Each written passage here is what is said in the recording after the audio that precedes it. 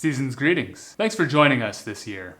It's been another one, that's for sure. We have a little holiday gift for you. It's a computer game. It was created by my colleague, Louis Dom. Click the link in the description to play it.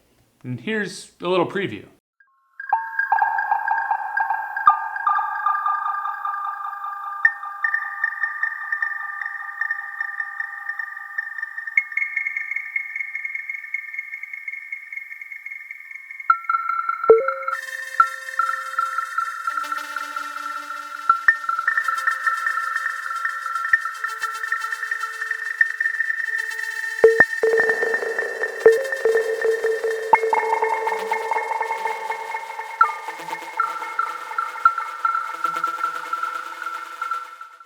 Let's take a look at the soundtrack, shall we? I wanted to do a self-playing patch focusing on René, since the game is heavily René themed. A lot of self-playing patches are based around random voltages, so I decided to try going a different direction. There are 3 individual voices which turn on in succession as you get farther into the game.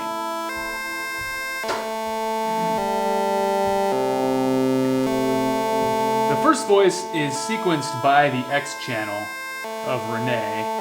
It's the mono version of the very timbre output from XPO, patched through the left input of QPAS, and then we're taking the left high pass output to the top channel of XPAN, with a dummy cable in the right high pass. This is going to let us send a second voice through the right side of QPAS later, without having them bleed together at the QPAS outputs. Channel 1 of Maths is the leading tempo for the patch. And its unity output will modulate the QPAS frequency. It's cycling pretty slowly. Now here's a key to the patch. The 4th channel of Maths, also cycling slowly, is patched to the XCV input. And the Wogglebug burst output is patched to mod. And we're going to use the sample and hold function on the XFun page.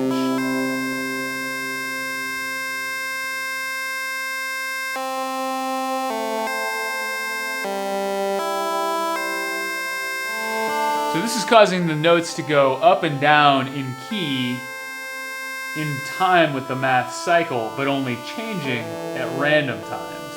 Here's what it would sound like using add instead of sample and hold. It changes much more quickly and predictably. Let's go back to sample and hold. Also, let's molt the Wogglebug stepped random to this Maths channel 3 input to attenuate it slightly before going to channel 4 both. This will allow this cycle to be slightly changing speed at all times.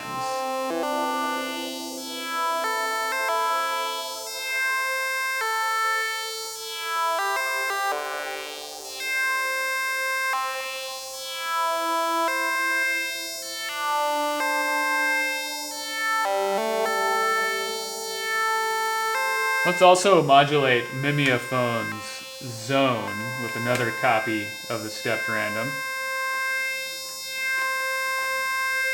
And color with the Woggle CV.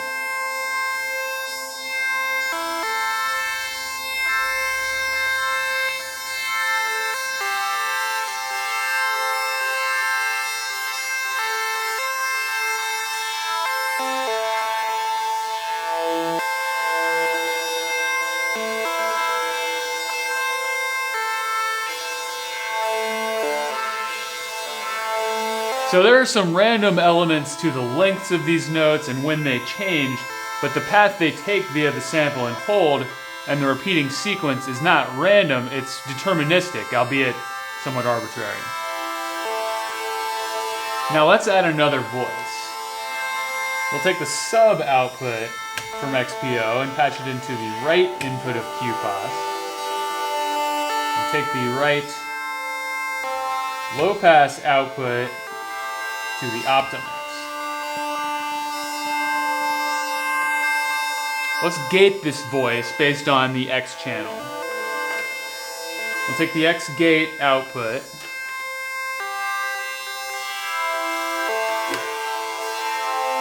to trigger this other maths. Send its unity output to the Optimix control in,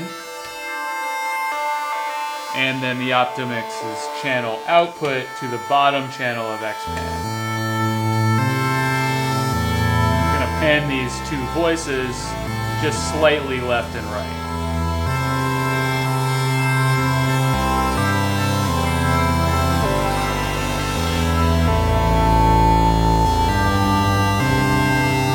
Let's modulate the timbre of the first voice as well.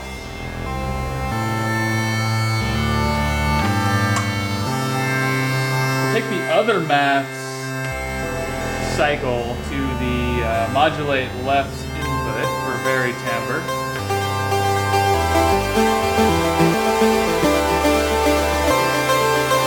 Smooth random to center.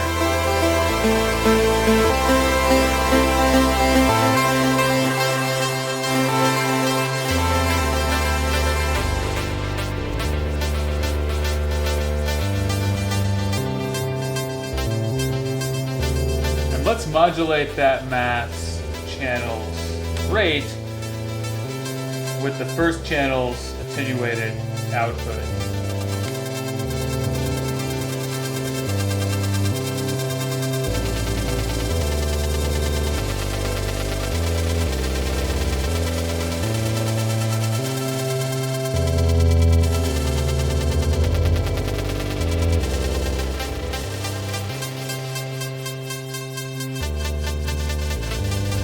This hopefully ties the two voices together in rhythm as well as in note. Now let's also clock René's Y channel. And let's use sample and hold on it too, as well as location CV. But let's feed it, instead of with a cycling function, with the output of the X channel.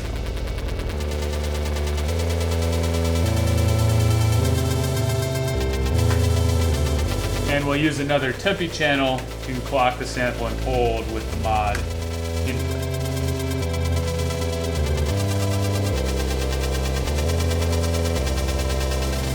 We'll patch the YCV output to sequence pitch on the STO. The STO is tuned to a high sine wave. Let's patch that through the Optimix and on to the aux input on the X-Pan.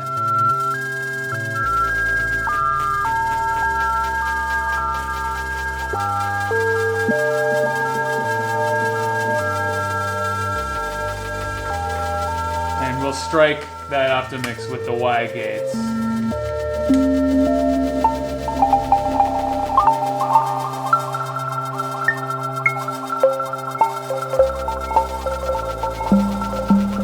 Now, the only thing I really need left is a way to control the loudness of these two lower voices.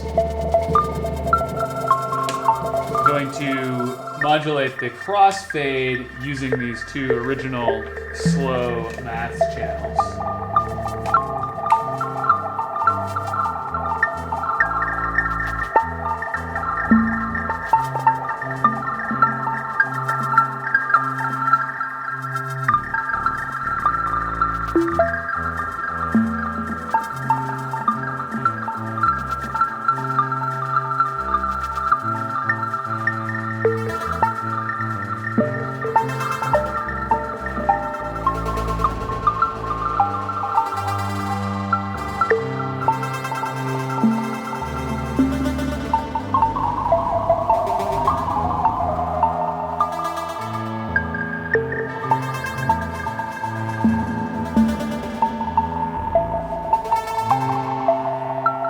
So let's hear the three voices individually. The high sine wave.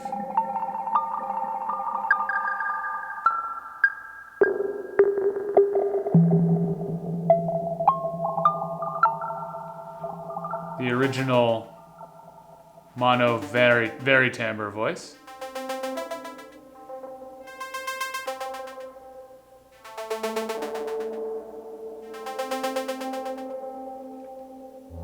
And the sub oscillator.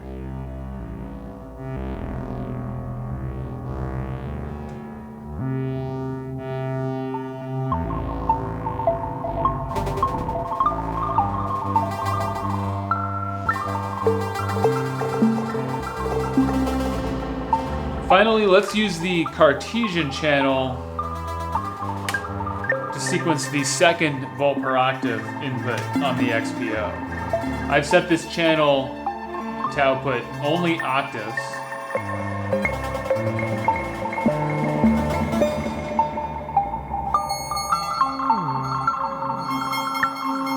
So this will just make the two primary voices switch octaves while otherwise playing the same notes as before.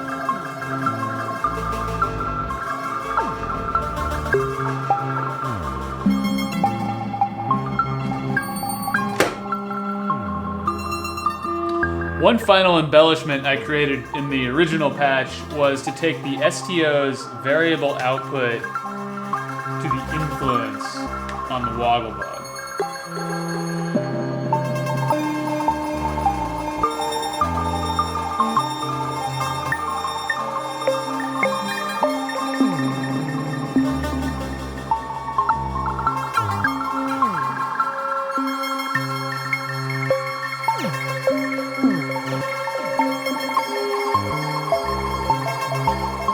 I like to think that the woggle bug is influenced enough by this for it to glue the deterministic sample and hold based generations and the more random woggle bug modulations together to some degree and add cohesion to the patch.